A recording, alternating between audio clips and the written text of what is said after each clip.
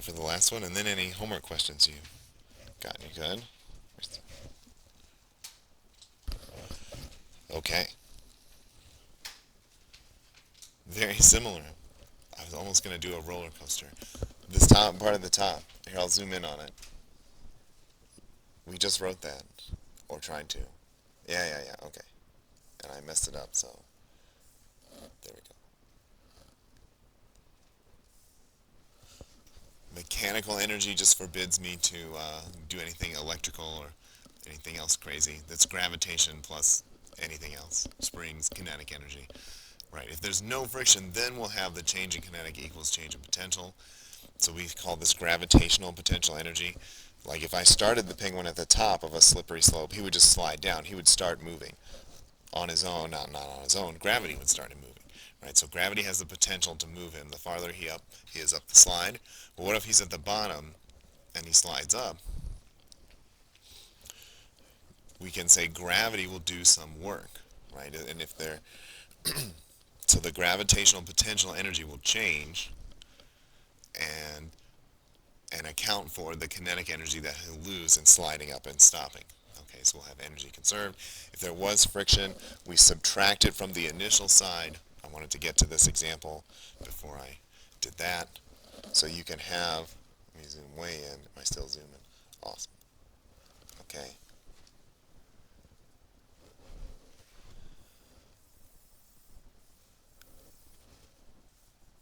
Oh, sorry, that's the friction term. Right.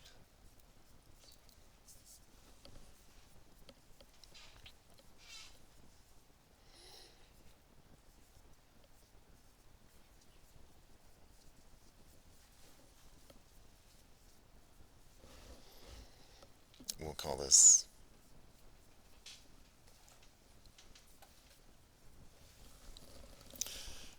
for friction to do any work, friction opposes motion. So something has to be moving.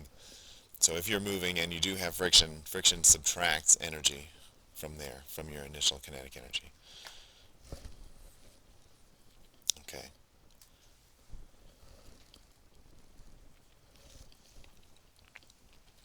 So that's where it will go.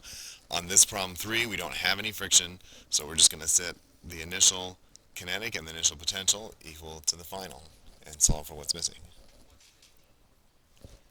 The d would be distance, right? We could write that force of friction. Oh, we mean when I just have letters, then I should really do a dot product and assume you know the cosines.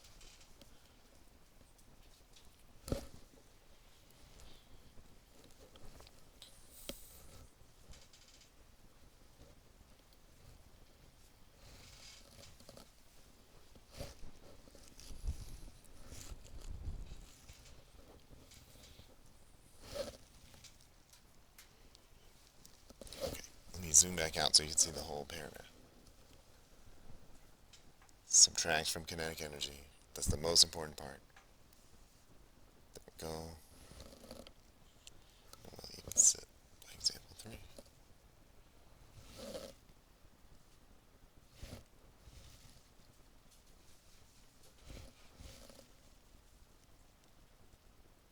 Okay.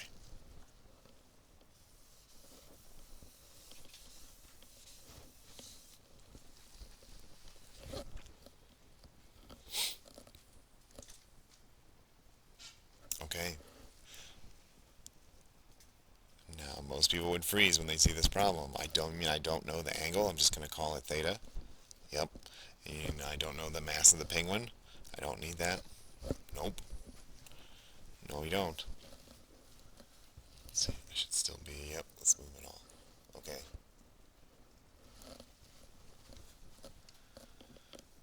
So, let's see if I can manage this right. So, as long as the penguin is on the flat surface here, we just have mg, and we have normal force canceling each other out. So no work will get done, and we're frictionless. So he can just slide along forever on this magical surface. Okay, but when he gets on the incline, he'll have a component mg sine theta pointed down, right? Oh man, chapter 4. Okay, and let's call it, he's gonna slide, let's call it L. It's the length along the incline he's gonna slide. Should I say delta x? Oh, I should. I should say delta x because that's our displacement when we're doing work. Okay, along the incline, it's the hypotenuse of the triangle there. That's our displacement at which we'll do work. So, okay, so that's all we have. There's initial kinetic energy. My initial potential energy is 0. So my initial kinetic energy is m over 2 times 4 squared plus 0. How far up the hill will he slide? They slide until, this is a gender neutral penguin. Anyway, we have, we don't know the final potential energy, but we know it gets to a stop. They get to a stop. All right.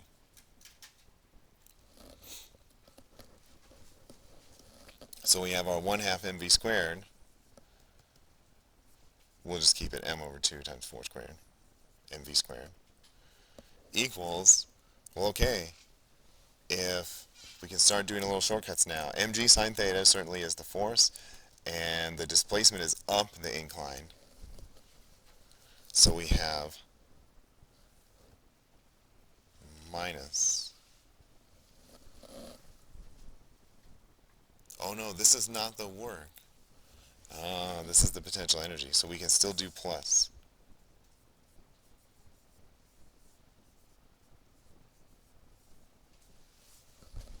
Mg sine theta delta x. Okay.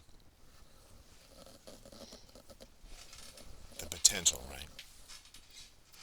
Okay, well look, we didn't need to know the mass because it appears in the same terms, the same factor on both sides of the equation. It will cancel out. Okay?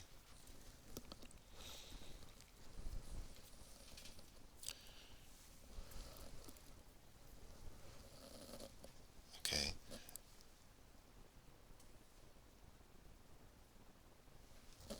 And we can solve it.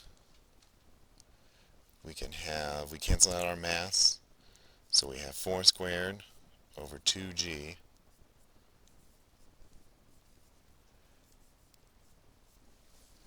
equals sine theta times delta x. And you might think, oh no, we're stuck. I don't know that theta. G is 10 usually.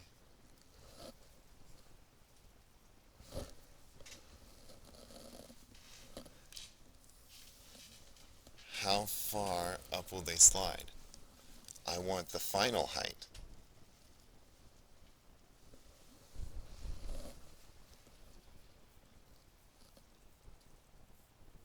What's the final height if g is 10? Oh, good.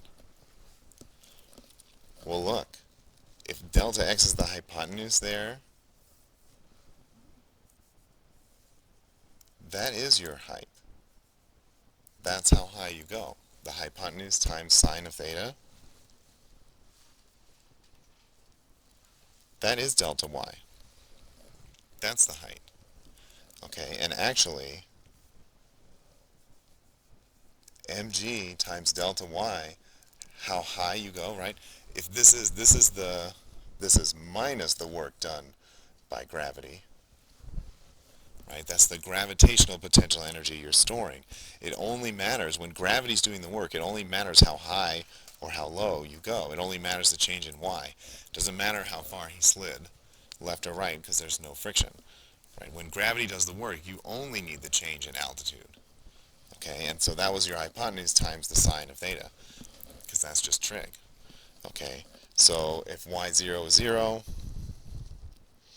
y final is, I think that's 16 over 20, 0.800 meters. How much work was done by gravity to stop him? Okay, now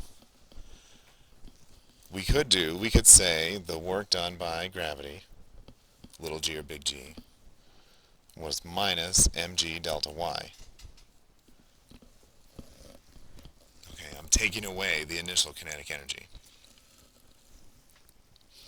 Okay, but you could also say minus mg sine theta delta x. It's the same thing. You could have only the gravitational component mg sine theta is doing any work as he slides up, and that's how far he slides up. It's mathematically equivalent. Let's see. Oh, now we do need them. Now we need the mass. If it's our 10 kilogram penguins from before, then the work done by gravity is mg 100 is 80 joules, minus 80 joules, right?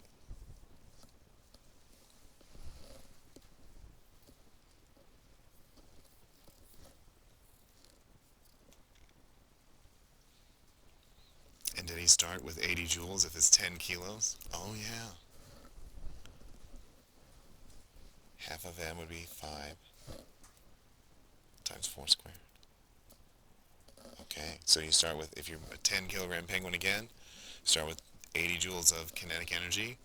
You slide up the incline till you've raised 0.8 meters. And now if I want to know how far along the incline, then I actually do need to know the angle. I'm not going to go that far and make it up. But you can actually answer all of this without knowing the angle. And I wanted to do that on purpose because you could do this on, sure, a question? No, he will start, and this is a lot of junior high classes do this, but we could do it too. If you change the angle, like if we roll a marble or something, or get it going at a constant speed, so we can control that part, and we look at how far up it rolls, it will stop at the same altitude every time, no matter how long or how steep we make the incline. Yeah, right, because gravity's only doing work, and it's the same work. If I think of it as lifting the penguins up, 0.8 meters, that forces gravity to do work, or it's the same thing as the mg sine component pointed down the incline. And this incline could be curved and wiggly. This could be a roller coaster ride, swerving up and down, but you just add up all the little sine components and it ends up the total height. So you really only need the total height, or the total change in height, to get the change in gravitational potential energy. Okay, see how that works? Any questions? Okay. Good, let me stop recording. Do you have questions?